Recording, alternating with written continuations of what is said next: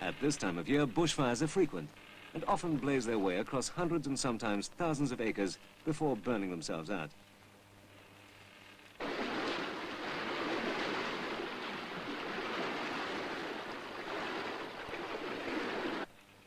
Rob goes forward to adjust the mainsail, and while doing so takes the wise precaution of using a safety harness. Even in calm conditions like these, the risk of falling overboard is ever present. Imagine how easy it would be in this situation for Rob to fall backwards and go over the side if he slipped while pulling the rope. Many a lone yachtsman who has failed to use a safety harness has found himself in the sea watching his boat sail away and has perished.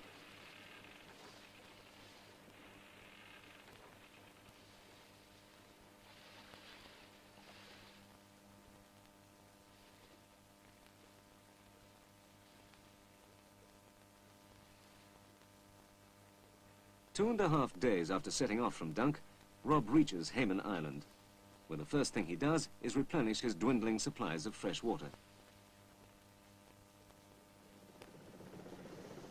Hayman Island can also be reached by air, and there is a regular helicopter service to the mainland.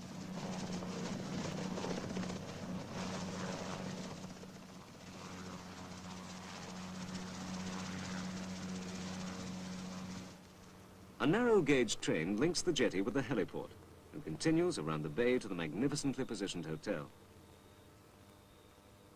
This short train journey must be one of the most picturesque in the world, as it winds its way through the beautiful scenery which makes this island so attractive to visitors.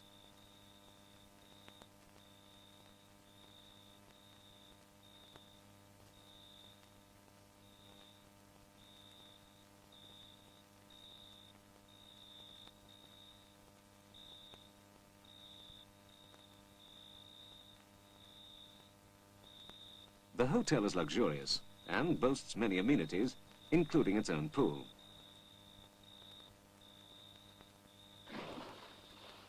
In its position overlooking the bay and only yards from the golden sand of the beach, it offers everything for the visitor in search of sun, sea, and relaxation. For the fishermen, too, these waters offer rich rewards.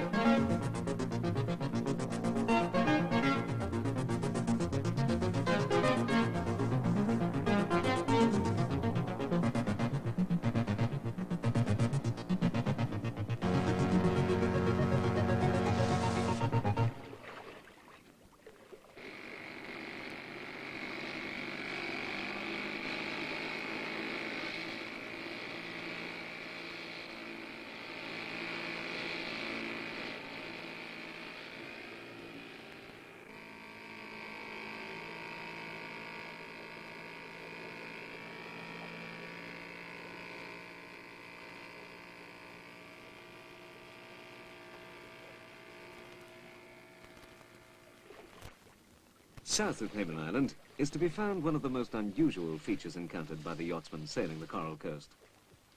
Cutting into Hook Island is Nara Inlet. Over the years, this has become a popular anchorage for passing boats, and a tradition has been established whereby yachtsmen paint the names of their craft onto the rocks.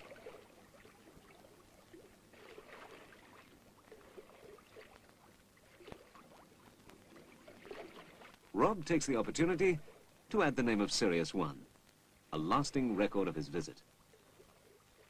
The last part of Rob's voyage, on which we will be accompanying him, takes Sirius southwards, from Hook Island for about 150 miles to the Percy group of islands.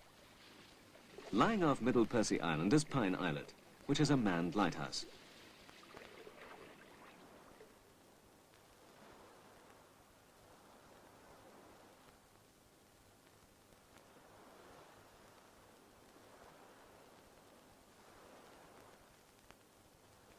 Rob receives a warm welcome from the lighthouse keeper and his wife.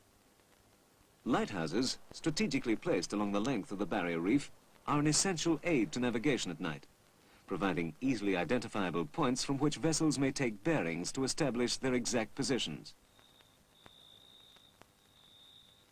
Several families are stationed on the islet. Their work includes the continual monitoring and reporting of prevailing meteorological conditions, the 24-hour manning of the radio communications link, and the maintenance and operation of the light itself. The lightkeeper is seen here wearing his official uniform. Off-duty, informal dress is permitted. After checking with a colleague on the radio, the lightkeeper goes out to inspect the equipment that keeps the light burning and turning.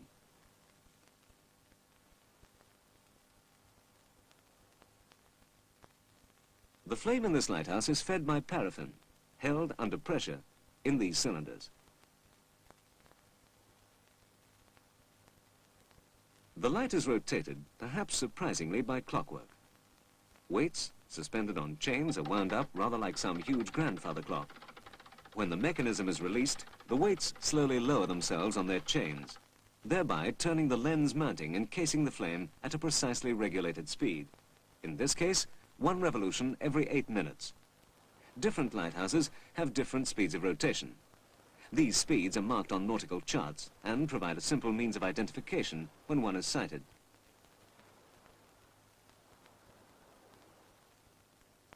As night falls, Rob returns to Sirius, able to look back on a voyage he will always remember. A voyage through the waters of the Coral Coast and the Great Barrier Reef of Australia.